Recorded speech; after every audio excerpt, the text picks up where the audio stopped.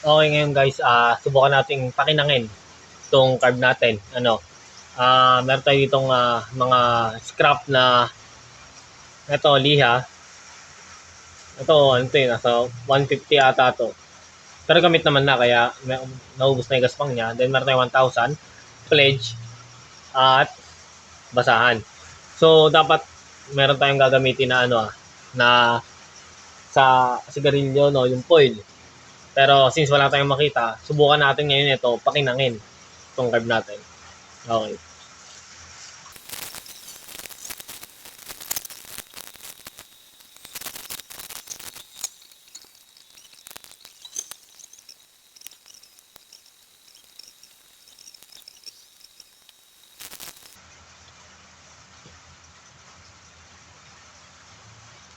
Ayun, buenas. So, nakakuha tayo ng foil.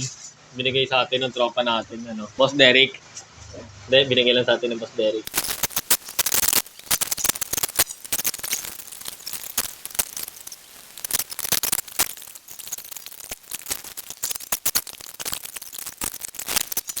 For a while, ito na siya.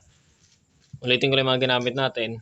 Itong Lia na use, 150 na use, 1,000, pledge, brush, foil, saka yung basahan.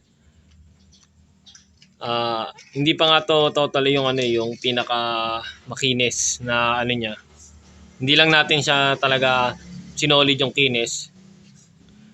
Pero kung gusto niyo mas solid pa yung kinis o yung kinang, ganun lang, repeat the process lang. Mas lihain natin then saka natin i-pledge. Ayan.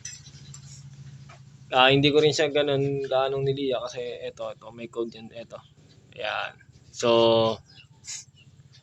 ayan, baka mawala yung marking, baka sabihin local pa.